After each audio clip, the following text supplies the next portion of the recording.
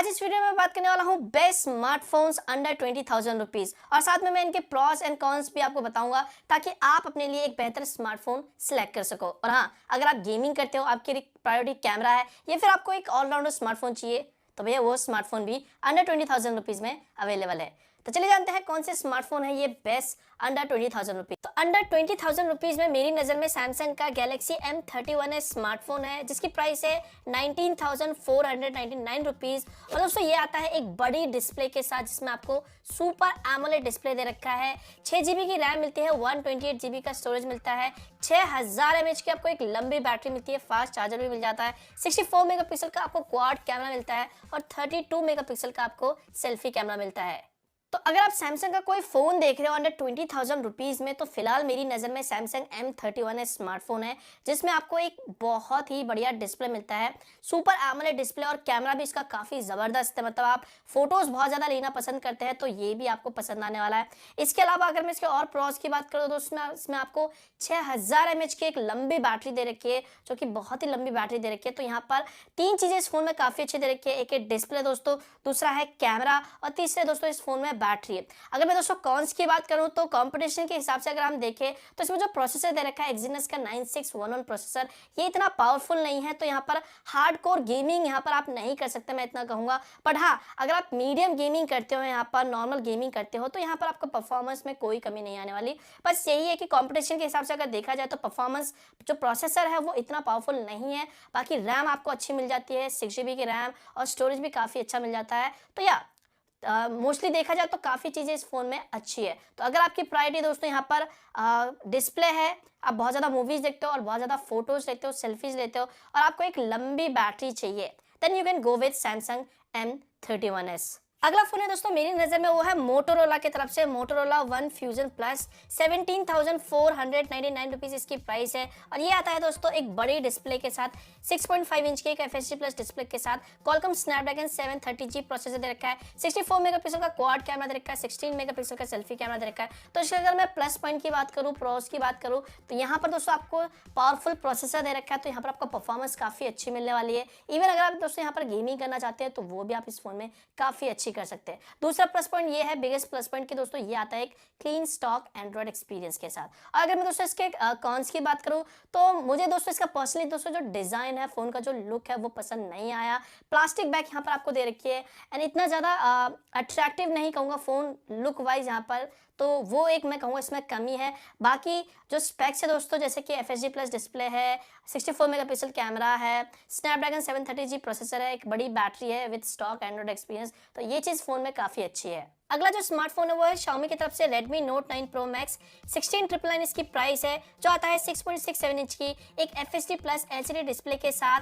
यहाँ पर आपको 64 मेगापिक्सल का क्वाड कैमरा मिलता है, 6 GB की रैम, 64 GB का स्टोरेज मिलता है, 5020 mAh की बैटरी मिलती है जो आता है 33 वाट फास्ट चार्जर के साथ। तो Xiaomi का दोस्तों ये जो Redmi Note 9 Pro Max है इस प्राइस पॉइंट पे ये भी एक काफ़ी बढ़िया स्मार्टफोन है। मतलब फ़ोन को मैंने काफ़ी अच्छे तरीके से टेस्ट भी कर रखा है, मुझे पर्सनली फ़ोन पसंद आया प्राइस पॉइंट के हिसाब से। मुझे इसका एक प्लस पॉइंट यही लगा, सबसे बड़ा प्लस पॉइंट कि ये एक ग्लास बैग के साथ आता है इस प्राइस पॉइंट पे जो कोई दूसरा आपको प्रोवाइड नहीं करा, तो ये एक बिगेस्ट प्लस पॉइंट है इस स्मार्टफोन का।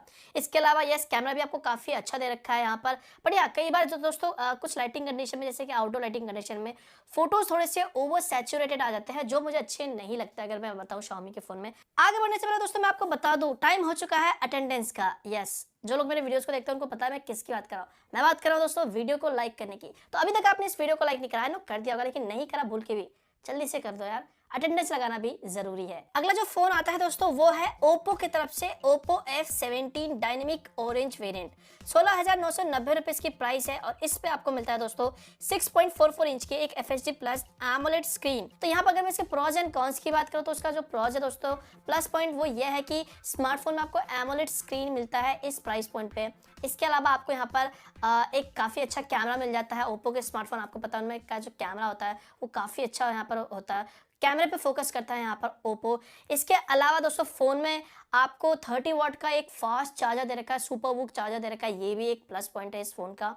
एंड अगर मैं दोस्तों कॉन्स की बात करूँ तो मुझे जो बैटरी है दोस्तों वो थोड़ी सी कम लगी फ़ोन की, जहाँ पर 5000 mAh देते तो मेरे ख्याल से ज़्यादा अच्छी बात होती, बट 4000 भी बहुत से लोगों के लिए इनफ होता है। बट प्लस पॉइंट ये है कि इसमें 30 वाट का फास्ट चार्जर मिलता है। इसके अलावा दोस्तों जो प्रोसेसर है वो इतना ज़्यादा पावरफुल नहीं है। तो मैं कहूँगा कि यहाँ पर गेमिंग के लिए ये स्मार्टफोन बिल्कुल भी नहीं है। तो अगर आप गेमिंग करना चाहते हो तो यहाँ पर आप एकदम लो सेटिंग्स में यहाँ पर या फिर कह लो मीडियम सेटिंग्स में यहाँ पर हल्का फुल्का गेमिंग कर सकते हो। इसका मतलब ये नहीं कि आप बिल्कुल भी गेमिंग नहीं कर सकते, बट आप बहुत ज़्यादा गेमिंग करना चाहते हो तो वो आप इस फोन में नहीं कर सकते एंड गेमिंग के लिए ये फोन बिल्कुल भी नहीं है। अगला जो स्मार्टफोन है दोस्तों वो है पोको की तरफ से, जो कि है पोको X3। 16,999 इसकी प्राइस है और इस प्राइस पॉइंट पे आपको 6.67 इंच की एक FHD plus high refresh rate वाली डिस्प्ले मिलती है। 64 मेगापिक्सल का आपको क्वाड कैमरा मिलता है, 20 मेगापिक्सल का selfie camera, Qualcomm Snapdragon 732G processor मिलता है, 6GB रैम मिलती है, 64GB का स्टोरेज मिलता है, 6000 mAh की एक लंबी बैटरी मिलती है with 33 watt fast charger. Yes दोस्तों, पोको का X3 स्मार्टफोन भी अंडर 20,000 रुपीज में one of the best smartphone है ये। जहां पर अगर मैं इसके प्रॉस की बात करूं तो आपको हाई रिफ्रेश रेट वाला डिस्प्ले मिल जाता है इस प्राइस पॉइंट पे, एक काफी कमाल का आपको कैमरा मिल जाता है, बहुत ही बड़ी बैटरी मिल जाती है फास्ट चार्जर के साथ एंड एक पावरफुल आपको प्रोसेसर भी मिल जाता है। अगर मैं दोस्तों इसके कॉन्स की बात करूं तो इसमें कोई ज्यादा कॉन्स नहीं है। सुपर एमोलेड डिस्प्ले नहीं दे रखा है वैसे इस प्राइस पॉइंट पे, इक्के दुक्के ब्रांड नहीं है जो प्रोवाइड करते हैं, but I am okay with FHD plus IPS डिस्प्ले। हाई रिफ्रेश रेट दे रखा है, ये प्लस पॉइंट है। बट दोस्तों अगर मैं इसके डिजाइन की बात करूं तो शायद आपको डिजाइन पसंद आ भी सकता है या फिर नहीं भी आ सकता, लेकिन दोस्तों जो फोन है ना वो बहुत ही मोटा है, बल्कि है यहाँ पर, तो इसमें एक कमी है मैं कहूँगा। और जो इसका दोस्तों बैक साइड दे रखा है वो प्लास्टिक है। यस, फोन मोटा होने के साथ साथ आपको प्लास्टिक बैग दे रखे हैं यहाँ पर, तो ये इसमें कुछ कमियां है। बाकी ओवरऑल स्मार्टफोन अंडर 20,000 रुपीज में नो डाउट काफी बढ़िया स्मार्टफोन है पोको की तरफ से। अगला जो स्मार्टफोन है दोस्तों वो है Realme की तरफ से, जो कि Realme 7 Pro और इसकी प्राइस है 19,999 और इस प्राइस पॉइंट पे आपको 6.4 इंच की एक FHD plus super AMOLED display मिलती है, क्वालकॉम स्नैपड्रैगन 720G प्रोसेसर मिलता है, 64 मेगापिक्सल का आपको क्वाड कैमरा मिलता है जो आता है सोनी IMX 682 सेंसर के साथ। बाकी दोस्तों अगर हम Realme 7 Pro के प्रॉस एंड कॉन्स की बात करें तो इस प्राइस पॉइंट पे अगर मैं सबसे पहले प्लस पॉइंट की बात करता हूँ, प्रॉस की बात करता हूँ, तो इस प्राइस पॉइंट पे आपको सुपर AMOLEड डिस्प्ले मिलता है। मतलब आप मूवीज वीडियोस देखते हो तो उसका जो एक्सपीरियंस है वो आपको काफी बढ़िया मिलने वाला है। इसके अलावा दोस्तों यहाँ पर आपको सोनी का सेंसर दे रखा है कैमरे पे, तो जो कैमरा है इसका वो भी काफी बढ़िया है एंड इसके अलावा फोन में आपको 65 वॉट का फास्ट चार्जर मिलता है, तो ये भी एक बिगेस्ट प्लस पॉइंट है इस स्मार्टफोन में जो आपको कोई दूसरा स्मार्टफोन ब्रांड प्रोवाइड नहीं करेगा। बाकी अगर मैं कॉन्स की बात कर दूं दोस्तों, यहाँ पे मैंने फोन में हाई रिफ्रेश रेट मिस करी, फोन में आपको किसी भी तरह का हाई रिफ्रेश रेट नहीं दे रखा। बाकी बैक साइड में इसका दोस्तों जो बैक है वो प्लास्टिक बैक है, पॉलीकार्बोनेट बैक है, तो कोई ग्लास बैक नहीं दे रखा है, ये भी फोन में एक कमी है।